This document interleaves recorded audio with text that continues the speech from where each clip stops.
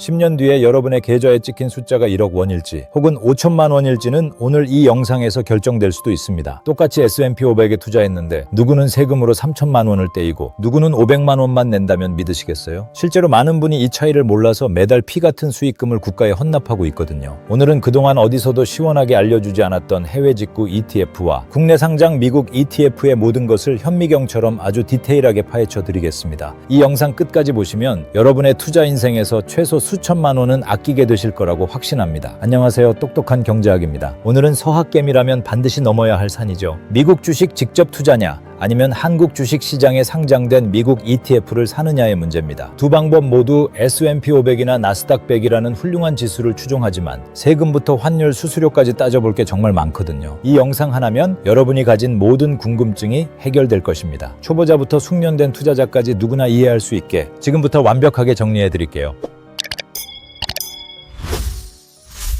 가장 먼저 우리가 왜 그토록 미국 시장에 열광하는지부터 짚고 넘어가야 합니다. 여러분, 자본주의의 심장은 어디일까요? 네, 바로 미국입니다. 전 세계 시가총액의 거의 절반을 차지하는 미국 시장은 혁신의 본거지죠. S&P 500 지수를 보세요.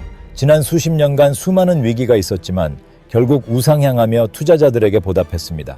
나스닥 100은 또 어떤가요? 애플, 마이크로소프트, 엔비디아 같은 세상을 바꾸는 기업들이 모여 있는 곳이죠. 그래서 이제 한국 투자자들에게 미국 지수 투자는 선택이 아닌 필수가 되었습니다. 그런데 여기서 많은 분이 착각하는 사실이 하나 있습니다. 미국 주식은 이미 너무 많이 올라서 지금 들어가면 거품에 물리는 게 아니냐는 걱정이죠. 하지만 역사는 다르게 말합니다. 1929년 대공황이나 2008년 금융위기 같은 거대한 폭락장 속에서도 미국은 결국 살아남았고 그 이전의 고점을 항상 돌파해왔거든요. 자본주의가 멈추지 않는 한 미국의 우량 기업들은 계속해서 돈을 벌어들일 것이고 그 이익은 주가에 반영될 수밖에 없습니다. 실제로 10년 전에 매달 100만 원씩 꾸준히 지수에 투자한 사람과 한국 정기예금에 넣어둔 사람의 자산 격차는 시간이 갈수록 수억 원 단위로 벌어지고 있습니다. 예를 들어 볼게요. 철수와 영희라는 두 친구가 있었습니다. 둘 다 매달 100만 원씩 S&P 500 지수에 투자하기로 마음먹었죠. 철수는 귀찮은 게 싫어서 그냥 해외 주식 계좌로 직접 투자를 했고, 영희는 절세 혜택이 좋다는 소문을 듣고 연금저축 계좌로 국내 상장 미국 ETF를 샀습니다. 10년 뒤 지수는 똑같이 올랐는데 이 두 사람의 손에 쥐어지는 실수령액은 수천만 원 이상 차이가 났습니다. 왜 이런 일이 벌어진 걸까요? 단순히 운이 나빠서였을까요? 아니면 우리가 모르는 무서운 세금의 원리 때문이었을까요? 사실 그 비밀은 바로 우리가 매달 내는 세금과 수수료라는 보이지 않는 적에게 숨겨져 있습니다. 많은 분이 국내 상장 ETF가 단순히 원화로 살 수 있어 편하다고만 생각하시지 그 이면에 숨겨진 금융소득 종합과세나 건강보험료 인상 같은 무서운 함정은 잘 모르시거든요. 반대로 해외 직투는 세금이 비싸다고만 알고 계시지만 매년 250만 원씩 공제받을 수 있는 혜택을 잘 활용하면 오히려 더 큰 이득을 볼 수도 있습니다. 대체 어떤 조건일 때 직투가 유리하고 어떤 상황에서 국내 상장 ETF가 유리한 걸까요? 해외 직접 투자는 쉽게 말해 미국 거래소에 상장된 상품을 그대로 사는 겁니다. 가장 유명한 게 뱅가드에서 운용하는 VO나 블랙록의 IVV, 그리고 기술주의 상징인 인베스코의 QQQ 같은 것들이죠. 장점은 명확해요. 세계에서 가장 큰 시장에서 가장 풍부한 유동성을 누릴 수 있다는 거예요. 거래량이 워낙 많으니 내가 원하는 가격에 바로바로 사고 팔 수 있죠. 하지만 많은 사람이 양도소득세 22%라는 말에 겁을 먹고 시작조차 못하는 경우가 많거든요. 그런데 이게 정말 그렇게 무서운 걸까요? 사실 여기에는 250만 원 기본 공제라는 엄청난 반전이 숨어 있습니다. 1년 동안 주식을 팔아서 번 돈이 250만 원을 넘지 않으면 세금을 단 한 푼도 내지 않아도 된다는 뜻이에요. 예를 들어 볼게요. 여러분이 작년에 미국 ETF에 투자해서 500만 원의 수익을 냈다고 가정해 봅시다. 여기서 250만 원을 먼저 빼주는 거예요. 그럼 남은 250만 원에 대해서만 22%인 55만 원을 세금으로 내면 됩니다. 수익이 아주 크지 않은 개인 투자자 입장에서는 오히려 이 공제 혜택이 쏠쏠할 수 있죠. 게다가 해외 주식은 분류과세라서 내 연봉이나 다른 소득과 합쳐지지 않기 때문에 세금 계산이 아주 깔끔하다는 장점도 있습니다. 그럼에도 불구하고 사람들은 왜 환전 수수료가 아깝다고 말할까요? 해외 직투를 하려면 원화를 달러로 바꿔야 하는데 이때 발생하는 비용이 아깝다는 거죠. 하지만 요즘은 증권사들이 환전 우대 이벤트를 워낙 많이 해서 이 비용이 예전만큼 크지 않습니다. 오히려 진짜 중요한 건 환율 그 자체예요. 달러라는 안전자산을 직접 보유하게 되면 경제 위기가 와서 주가가 떨어질 때 환율이 오르면서 내 전체 자산의 가치를 방어해주는 일종의 보험 역할을 하거든요. 위기 상황에서 원화 가치는 떨어지고 달러 가치는 오르는 현상을 이용하는 똑똑한 전략이죠. 그런데 이런 복잡한 환전이나 세금 신고가 너무 번거롭고 싫다면 어떤 대안이 있을까요? 여기서 등장하는 게 바로 국내 상장 미국 ETF입니다. 삼성전자나 하이닉스 주식을 사듯이 우리 증권사 앱에서 원화로 바로 살 수 있다는 게 가장 큰 매력이에요. 타이거 미국 S&P 500이나 에이스 미국 나스닥 100처럼 이름만 봐도 무엇에 투자하는지 알 수 있죠. 환전할 필요도 없고 미국장이 열리는 밤까지 기다릴 필요도 없으니 정말 편합니다. 세금은 매매 차익에 대해 배당 소득세 15.4%가 적용되는데 언뜻 보기에는 22%보다 낮으니까 훨씬 유리해 보입니다. 하지만 바로 이 지점에서 많은 투자자가 치명적인 착각을 하고 있습니다. 국내 상장 ETF에서 낸 수익은 금융소득으로 분류되어 1년에 2천만 원을 넘어가면 금융소득 종합과세 대상이 됩니다.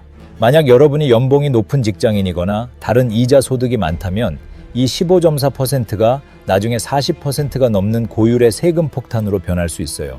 게다가 건강보험료가 올라가는 부수적인 피해까지 입을 수 있습니다.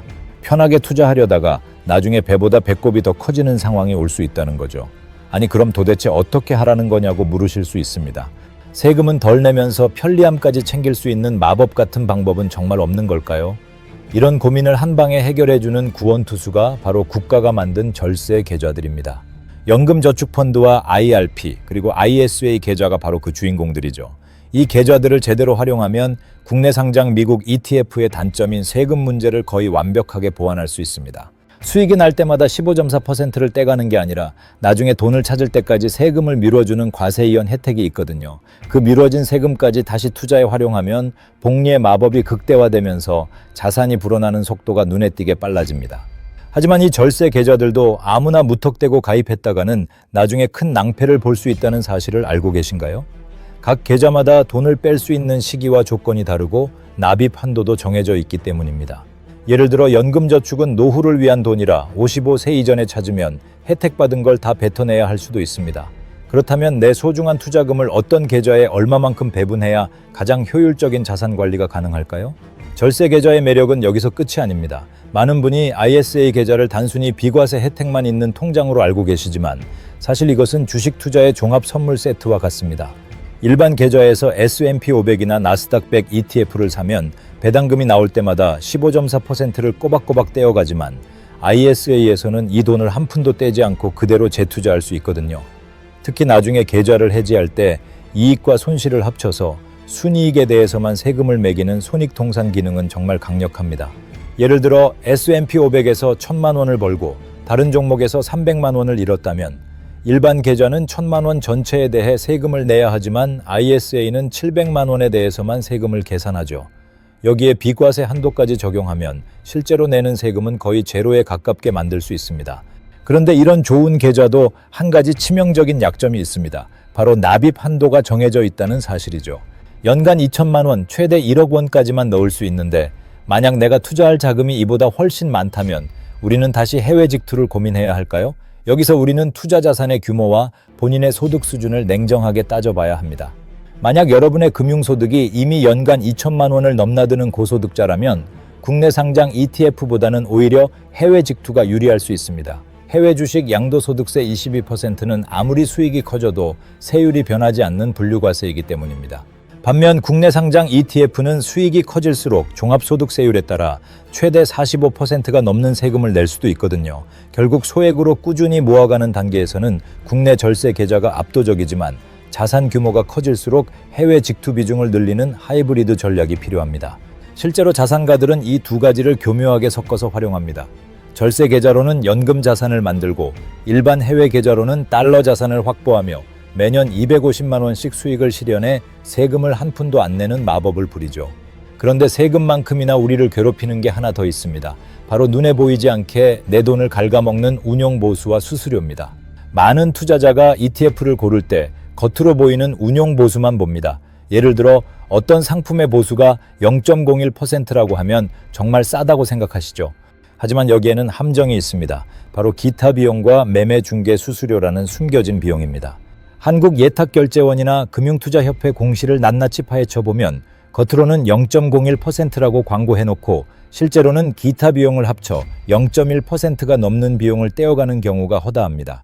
특히 신규로 상장된 ETF나 규모가 작은 상품일수록 이런 숨은 비용이 높게 책정될 확률이 큽니다.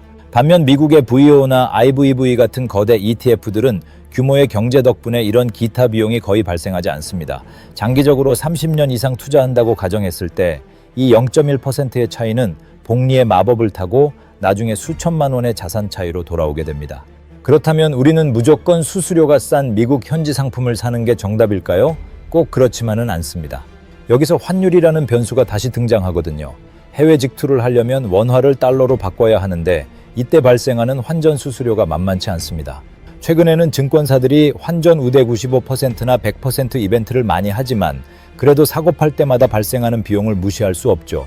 또한 환율이 1,400원을 넘어가는 고환율 시기에는 달러를 사는 것 자체가 부담스러울 수 있습니다.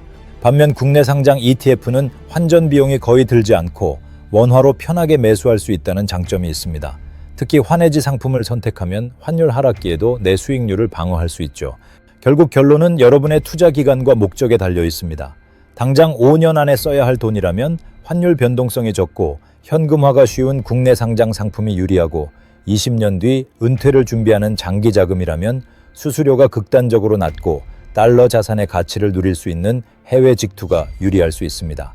이제 긴 여정의 결론을 내려보겠습니다. 오늘 우리는 세금부터 수수료, 환율, 그리고 절세 계좌까지 정말 많은 이야기를 나눴습니다.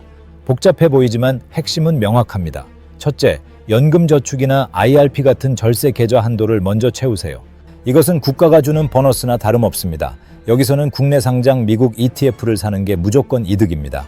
둘째, 그 이상의 여유 자금이 있다면 ISA 계좌를 활용해 비과세 혜택을 극대화하세요. 셋째, 이 모든 한도를 다 채우고도 남는 돈이 있거나 달러 자체를 보유하고 싶다면 그때 비로소 해외 직투로 눈을 돌리시면 됩니다. 투자에는 정답이 없지만 세금과 비용을 줄이는 것은 확실한 수익으로 돌아옵니다. 오늘 제가 알려드린 이 공식만 기억하셔도 여러분은 상위 1%의 똑똑한 투자자가 되신 겁니다. 오늘 영상 어떠셨나요? 단순히 어떤 게 좋다더라는 소문만 믿고 투자하기엔 우리 돈은 너무나 소중합니다. 오늘 배운 내용을 바탕으로 지금 바로 여러분의 증권 계좌를 한번 점검해 보세요. 혹시나 일반 계좌에서 세금을 펑펑 내며 투자하고 있지는 않은지, 아니면 이름만 보고 수수료가 비싼 ETF를 들고 있지는 않은지 말이죠. 작은 차이가 20년 뒤에 여러분을 부자로 만들 수도 평범한 노후로 만들 수도 있습니다. 여러분의 성공적인 투자를 저 똑똑한 경제학이 항상 응원하겠습니다. 오늘 배운 절세 전략이 유익했다면 구독과 좋아요 부탁드리고요. 다음 영상에서는 요즘 많은 분이 궁금해하시는 미국 배당주, 그 중에서도 잠자면서도 돈이 들어오는 JPI와 SCHD 중 어떤 게 은퇴 자금으로 더 적합한지 아주 디테일하게 비교 분석해 드릴 테니 기대해 주세요. 끝까지 시청해 주셔서 감사합니다. 여러분의 계좌가 언제나 우상향하기를 진심으로 바랍니다. 오늘 하루도 성투하세요.